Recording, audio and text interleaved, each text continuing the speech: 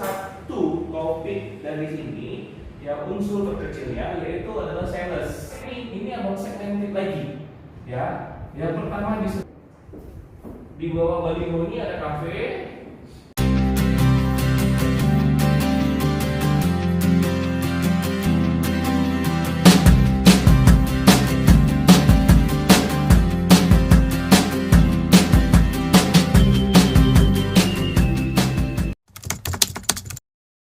Oke, assalamualaikum warahmatullahi wabarakatuh teman-teman. Waalaikumsalam warahmatullahi wabarakatuh. Oke, hari ini kita ketemu di hari Sabtu, tepatnya di awal bulan ini.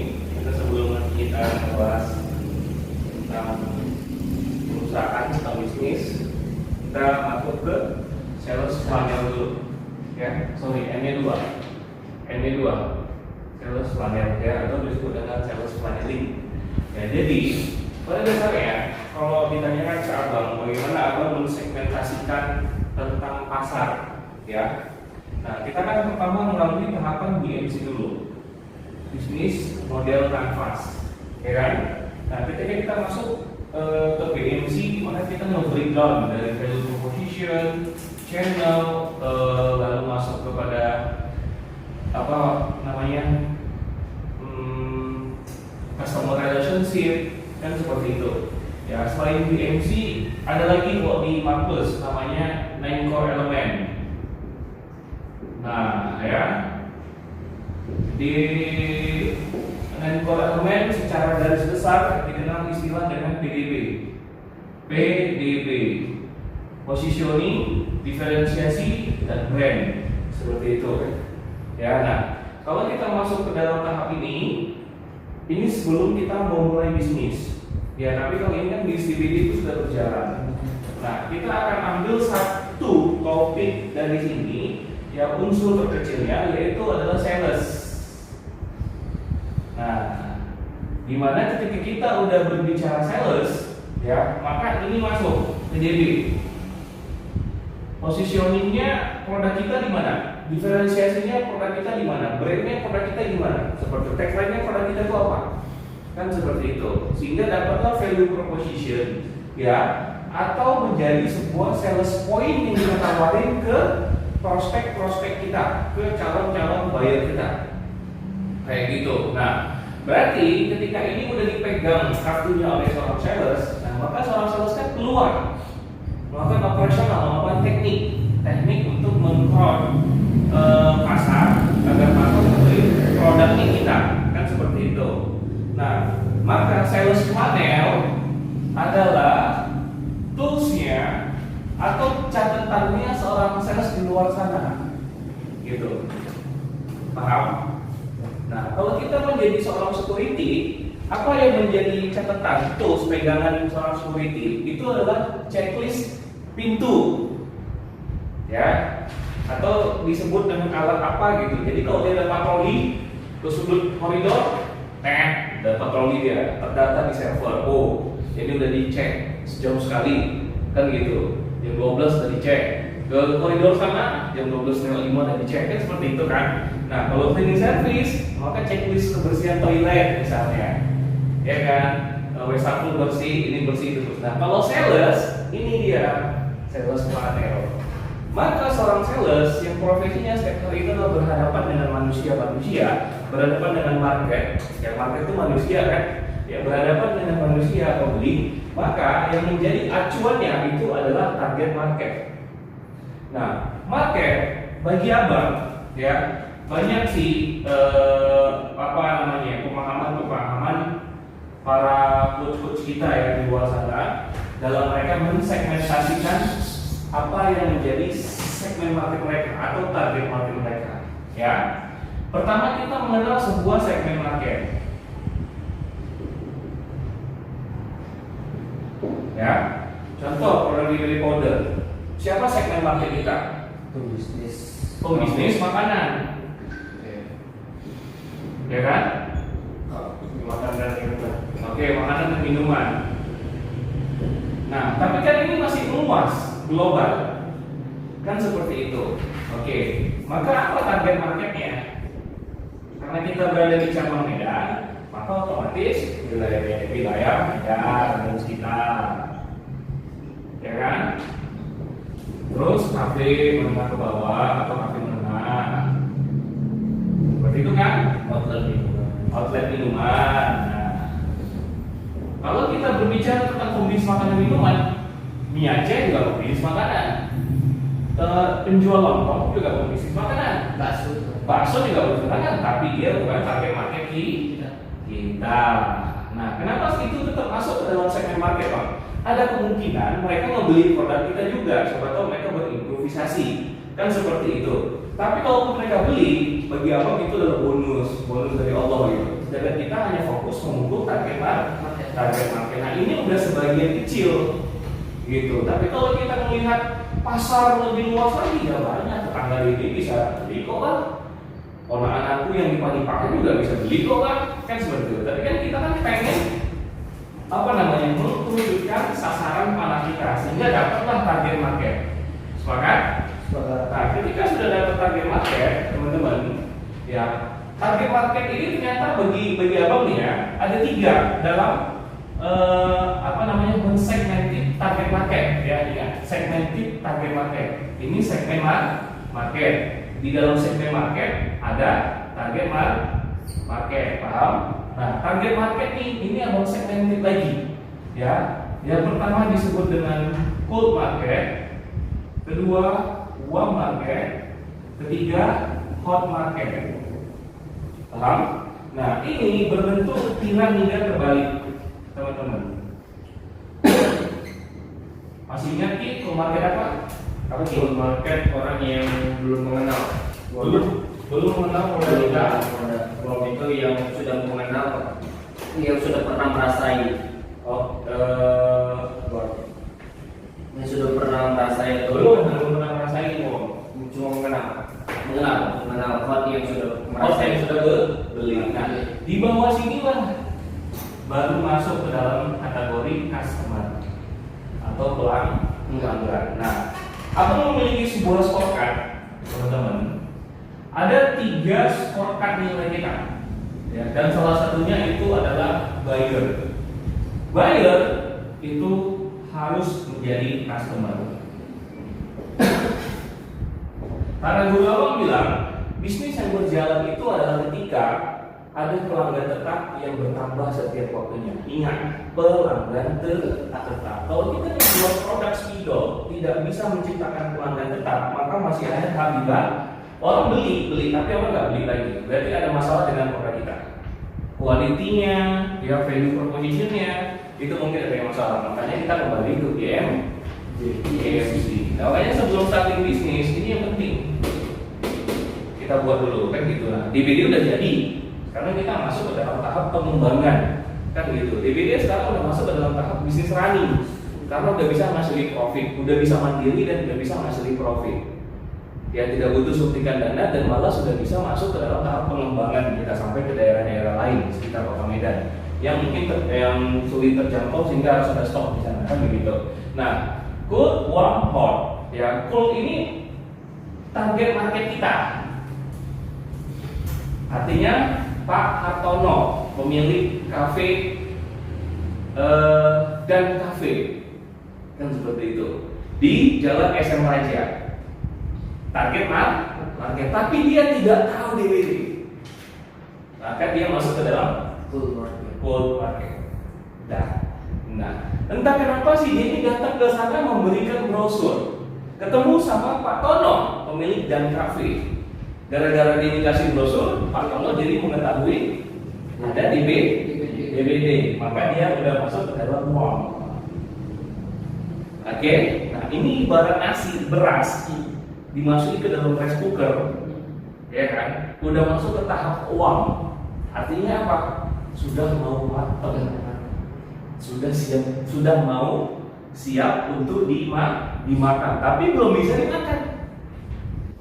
Dan kalau kita paksakan, kita makan nasi yang belum tanah ya, apa rasanya? Gak enak. Maka kita harus nunggu matang.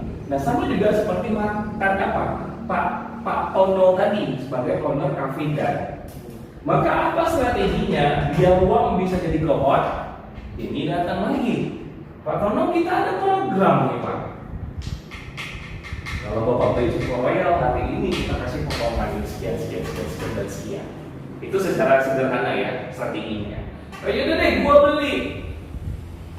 Kan seperti itu, ya. Maka dia masuk ke dalam on market. Yang Bapak dilakukan adalah memaksa dari uang pokok dengan cara, Pak belilah Pak, bagus nih DVD, Bapak itu kali. Udah Bapak beli nih, cobalah Bapak beli nih. Ya, dan memaksanya secara paksa. Mungkin dia beli, tapi nanti ketika dia beli, dia tidak masuk ke dalam customer. Dalam gantengan kali dia gayanya. Nah, secara service, secara melayani, sales tidak membawa brand yang baik untuk perusahaan, karena mungkin dia maksa, ya kan, dia lengean atau ditanya produkmu ini 1 kilo bisa buat berapa cup? Udahlah Bapak beli aja lah, tanya-tanya, nanti Bapak tahu sendiri itu lah. Kayak gitu ya, itu yang perlu dihati-hatikan. Nah, jadi sederhana itu sudah paham? Goal, uang, dan out. Ya kan? Goal, uang, dan out. Nah, kawan-kawan, kalau kita fokusnya hanya di offline marketing, maka itu ada batasannya. Ya, itu ada batasannya. Apalagi kemudian Kota Medan dengan kompetitor DBD folder yang sudah cukup banyak. Ada si A, B, C, D, dan E. Ya kan? Dengan jumlah orang yang punya bisnis cafe dan pebisnis outlet di Medan. Ya, udah banyak kompetitor, ikannya dikit. Ibarat kata ini kolam, udah penuh nih tukang pancingnya. Tapi kolamnya cuma sekali, 2 kali buat. Ya kan? Susah nggak kemungkinan mendapatkan ikan? Susah. Yang akhirnya kita menjadi sikut-sikutan ya. Nah, dalam bisnis persaingan harus bersih, rapi, dan elegan. Dan makanya kita tidak bisa berharap pada offline marketing, kita harus kuatkan di online marketing. Karena kita sekarang sudah masuk ke dalam tahap omnichannel.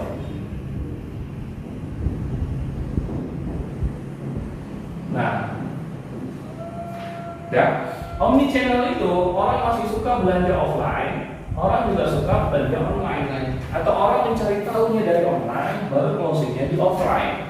Dan cold, warm, dan hot ini, kawan-kawan, bagi sales yang berada di luar sana, ini bisa terjadi hanya dalam waktu 1 jam, 2 jam, bahkan 3 jam. Udah. Tapi ketika kita bermain di online, ini tidak bisa dalam waktu 3 jam. Sehari pun nggak bisa. Mungkin 2 minggu prosesnya, mungkin 1 bulan prosesnya, tergantung. Ya? Tapi yang membedakannya adalah ketika kita bermain di online, kita tuh kayak gambar jala yang panjang. Semua. Udah. Lusa sebar lagi di sini sana. Lusa sebar di sana, lusa panen dari sisi yang pertama. Ada kemungkinan untuk meraup lebih banyak, lebih cepat. Offline atau online? Online. Kalau kita di offline, aku sini aja dulu mancing sehari. Kenapa isi Rizky itu neban-neban jala jaring? Ya, mancing aja udah 1, 2, sehingga sehari hanya dapat 10 ikan misalnya. Ya kan? Ya besoknya 10 ikan, besoknya 10 ikan. Jadi ketika diraup secara kuantiti, kalah yang offline dengan yang online. Ya, apalagi sekarang kita punya namanya teknologi. Nah, sehingga segmen dari target market ini bagi pebisnis online ini sangat harus diperhitungkan, teman-teman. Sangat harus diperhitungkan. Maka lahirlah ya Super Value. Ya, cara untuk mensegmentir, mencari tahu apa-apa saja konsumsi, apa-apa saja faktor untuk bisa menggeser dari uang, dari call menuju uang, dari uang menuju hot, dari hot menjadi customer. Seperti itu. Ya, kelemahan UMKM hari ini adalah, kawan-kawan, untuk bisa meningkatkan penjualan, maka mereka kuatnya dengan menambah reseller. Itu kesalahan paling utama dari seorang pebisnis. Paham? Untuk meningkatkan penjualan, kita nambah reseller atau menambah Denny tadi pagi mandi, pasti pakai sabun mandi. Iya. Sabun mandi apa ya? Dove. Nuvo. Nah, kamu di Nuvo ada nggak sales yang nganter kayak kamu jual DVD gitu? Nggak ada. Terus kamu beli Nuvo di sebelah. Kira-kira sebelah, apakah hanya fokus menjual sabun Nuvo atau ada sabun lain? Ada sabun lain. Apakah si penjual ketika kamu datang mau beli apa bang? Sabun mandi. Ah bang, Nuvo aja bang, Nuvo keren bang. Ketika habis hidup lagi, habis kembang lagi, habis kembali seperti semula, ada nggak? Jadi kenapa kamu milih Nuvo? Murah gitu. Iya nggak ada masalah dengan harga murah. Nah kamu tahu dari mana itu murah deh? Sudah dari iklan. Apa? Sering dari. Nah atau dari iklan? Dari. Ya iklan. Nah kamu dari full market ketika nengok iklan menjadi buah market, baru kamu ke kedai, kamu bertanya, benarkah Nuvo yang lebih murah? Kamu bertanya harga Nuvo berapa, harga Lux berapa, harga Lifebuoy berapa, harga Dove berapa? Oh iya Nuvo lebih murah. Akhirnya kamu beli. Nah, ternyata kamu nyaman menggunakan sabunnya, walau murah ternyata tidak murahan. Iya. Kan seperti itu. Iya. Maka kamu akhirnya menjadi customer. Nah, ada nggak yang merayu kamu untuk membeli sabun lain kawan-kawanmu? Aku mau pakai Nuvo, aku pakai Lifebuoy gitu. Ada nggak?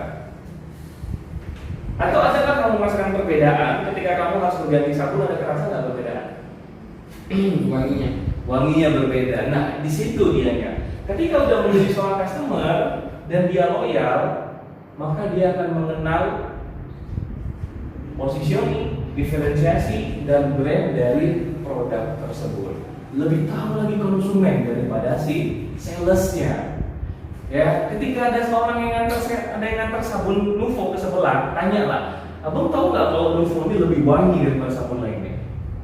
Ya, dia mesti dijawab, dia nggak tahu lah lebih wangi. Terus tanya, tahu pakai sabun mandi apa misalnya? Belum tentu dia menggunakan Nuvo. Kan seperti itu lah. Artinya apa? Di satu sisi ini adalah brandnya Nuvo itu udah gede. Karena dia sudah gede dalam meningkatkan penjualan, dia bukan menambah tim sales. Malah tim sales di perusahaan besar itu hanya sebagai pengantar barang, pengeksekusi, penerima bond, penerima uang. Seperti itu. Tapi perluasannya sudah dilakukan oleh iklan ya, atau brand kita sebut. Nah, ketika mereka menggunakan brand, maka mereka akan fokus di sini, guys. Seperti itu. Ya. Good, warm, dan hot. Abang pernah sharing dengan yang punyanya baliho Odi Lestari, tahu? Pernah lihat baliho Odi Lestari di Simpang Juanda? Nah, dia punya beberapa baliho di Kota Medan. Jadi ketika ada seorang perusahaan yang pengen menggunakan jasa atau pengen sewa baliho dia, itu nggak akan satu dia tawarin. Karena tuh value proposition dari bisnis Odi Lestari itu adalah mempopulerkan produk yang di branding tadi. Sudah. Nah, makanya dia akan menganalisa baliho dia ada di jalan mana aja. Seperti itu. Dari sini misalnya, kemari. Jadi di sini udah ada baliho. Sini udah ada baliho. Nah, sini udah ada baliho. Di bawah baliho ini ada kafe. Udah. Nah, di kafe ini ada penjualan, ada kasir. Udah. Maka gimana apanya? Tahu logo A nggak? Apa arti logo A rokok? Sempurna. Ada nggak sempurna naruh gambar kota rokok sama harga rokok di baliho? Nggak ada. Mereka semua tahu gambar-gambar itu. Hah? Ya kan? Kalau nggak komen, nggak pinter. Akunya OTW, benar OTW kan? Ya kan? Mereka menciptakan sebuah headline yang membuat kita stop walking, guys. Tujuan stop walking ini adalah membangun aware, ketertarikan. Nah, full market dan agar target market agar full market masuk ke uang, maka kita harus aware. Iya. Dengan harga? Enggak, bukan dengan harga. Kalau kita udah ngasih harga untuk sebuah ketertarikan, berarti Anda siap perang harga. Dan kalau udah bisnis perang harga, siap berdarah-darah. Seperti itu, ya. Nah, maka dengan aware, di sini kita tertarik, ya lucu, nah itu ya. Baliho sempurna tuh, apalagi bacaannya, senang kita mau, oh iya. Udah, terakhir berhenti di sebuah kafe karena harus ketemu temen, mau diskusi soal pelajaran kampus.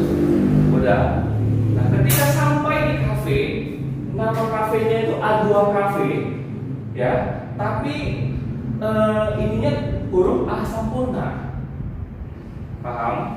Jadi kan ada tuh judul-judul grosir tuh kan, merek Aqua, merek Sempurna, baru dibuat Toko, Regal, kan gitu-gitu kan. Nah, A2 Cafe tapi yang besar brand Sempurna. Udah, jadi dari kita pertama di sini udah sempurna. Sampai di kafe, mau masuk kafe sempurna. Begitu kita ke kasir mau mesen atau kita pakai daftar menu, udah background menunya itu background rokok Sempurna. Kan begitu. Udah, nah disitulah alam bawah sadar terbentuk. Makanya orang yang suka nongkrong di kafe pasti rokoknya Sempurna kebanyakan. Bukti, lihat aja kalian kalau kalian meja kanan, meja kiri, Mind Revolution, kan Sempurna yang biasa, Sempurna Racing, semua. Nah, orang yang suka nongkrongnya di warung kopi bersama tukang beca, pasti rokoknya gudang garam. Marlboro, ya kan? Nah, itulah men-segmented marketnya, kawan-kawan.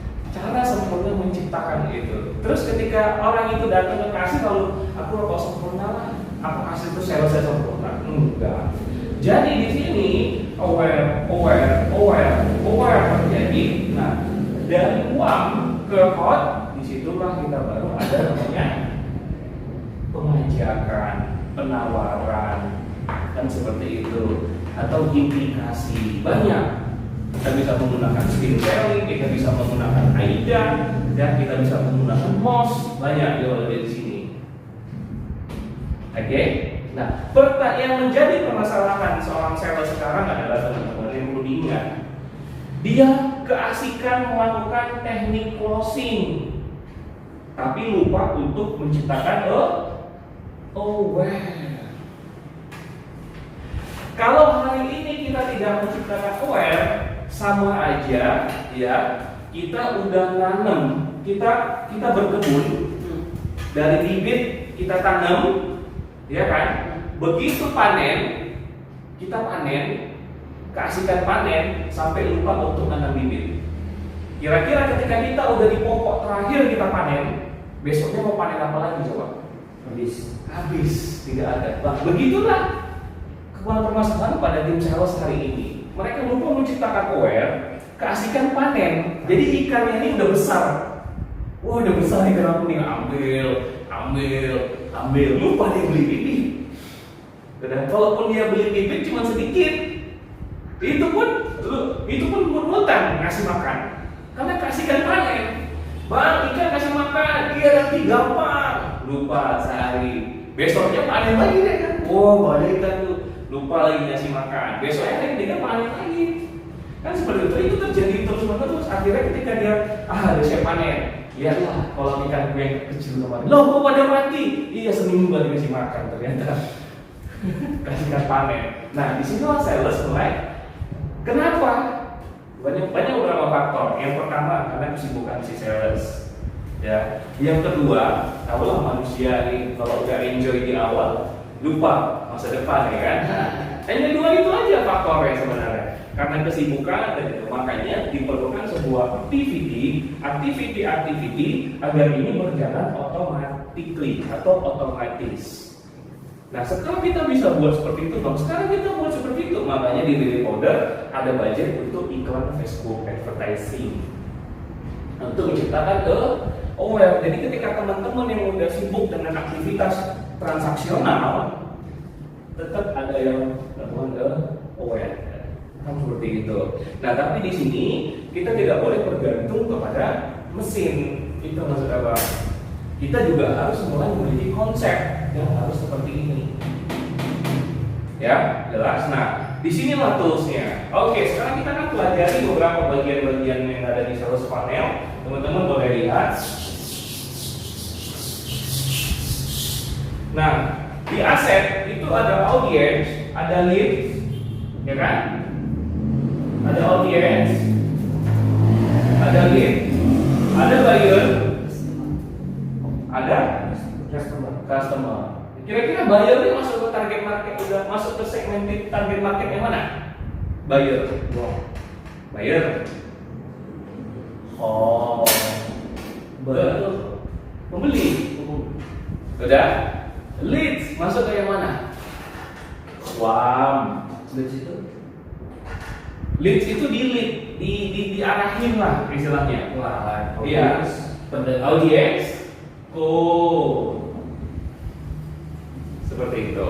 Ya. Nah, prinsip di colok ini akan membuat teman-teman sadar bahwasanya kalau kita mau closing satu di buyer ya, kalau kita mau dapat hot market satu, ya paling enggak ya di sininya itu 5, paling enggak di sininya itu di code-nya itu ada 10.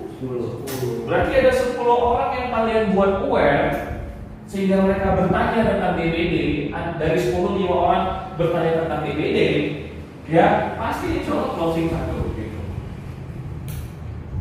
Makanya di kami di sales itu punya prinsip Pareto 80% banding 20%. Jadi prospek 10 orang, insya Allah 2 orang closing.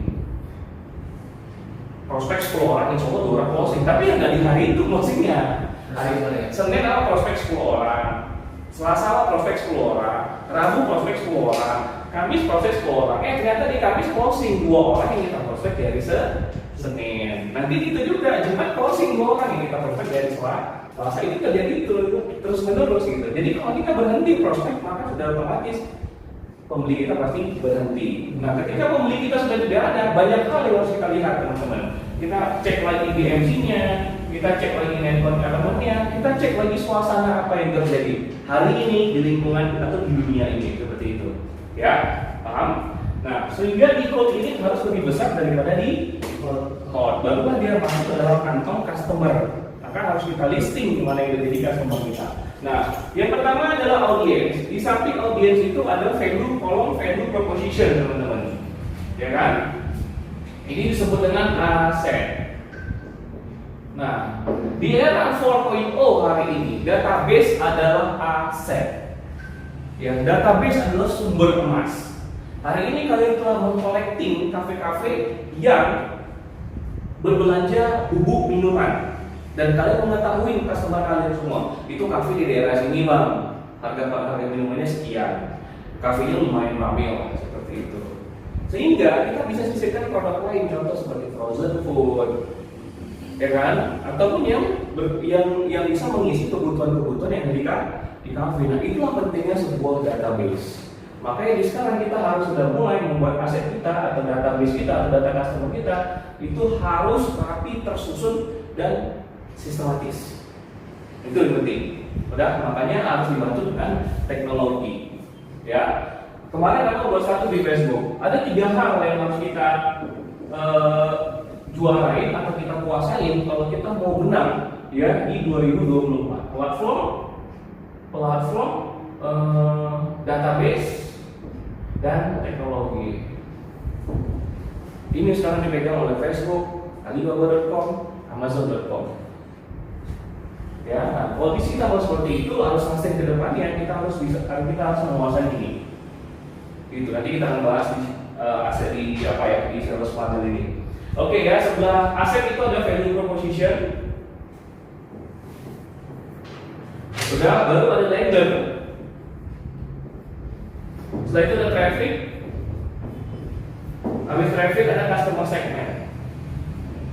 Nah, hasilnya target market ini nanti ini akan memberikan sebuah customer segment yang baru-baru lagi, sudah segmen market, ya kan, menjadi target market, sudah target market ada 3 tingkatan, sehingga masuklah di kantong customer, sudah di customer ini banyak data, nanti akan menjadi sebuah customer segment.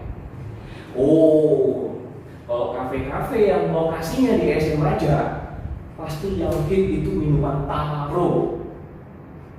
Kalau yang kafe-kafe yang jual yang lokasinya di Jalan Wahid Asim, pasti yang hit atau top best seller adalah taro premium. Sampai segitunya nanti kita bisa mendemografikan customer-customer kita. Kayak gitu ya. Jelas? Nah, lahirnya adalah customer segment. Makanya aku udah kasih video, aku harap udah nonton ya. Jadi kita nggak perlu ngejelasin one point lagi, karena kalau ngejelasin itu poin lagi 4 hari nih pengertiannya. Oke, nah aset itu yang pertama adalah audience atau cold market. Kira-kira adakah yang kalian tahu hari ini target market kalian yang belum mengenal TBD? Mungkin dia ini pernah melewati sebuah kafe, tapi belum dimasukin. Kafe itu target market kita, tapi belum mengenal TBD order. Kita katakanlah namanya A2 Cafe. Betul? Iya. Oke, A2 Cafe. Nah, value proposition ini adalah sales point-nya dari TBD powder. Dia menggunakan bahan yang aman untuk kesehatan, ya kan? Rasanya yang luar biasa, rasanya yang enak, udah bisa lebih banyak membuat, bisa lebih banyak cup, lebih hemat. Dan yang ketiga warnanya yang menarik, tapi tanpa pewarna buatan, ya, maksudnya dengan pewarna makanan, bukan dengan pewarna yang lain, halal, dengan seperti itu kan, pelayanan yang baik, dan itu kan fungsi kita semua kan. Nah, bagaimana si A2 Cafe ini, Pak Adi kita bilang ya, Pak Adi bisa mengenal value proposition-nya di TBD powder. Jangan kalian lempar semua, bingung ya nanti 100 value proposition TBD powder. Wah, lempar semua di kafe dia ya kan, kasih 20 brosur. Brosur pertama value proposition 1, brosur kedua value proposition 2, brosur 3. Setiap meja kalian kasih. Susah ketemu ownernya nih kan, taruh aja di sini. Habis itu mulai kambing. Dan kambing dan nggak bisa dikobek kan gitu kan. Untuk secara aware, itu tidak perlu seperti itu.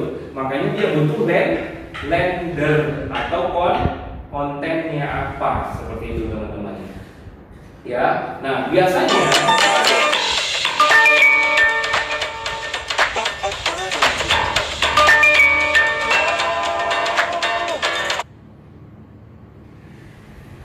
Oke, nah biasanya ya proposition udah tahu lah ya apa yang menjadi value proposition di TBD powder. Nah biasanya lender ini ya atau konten ini adalah sebagai wadah kawan-kawan. Bisa brosur,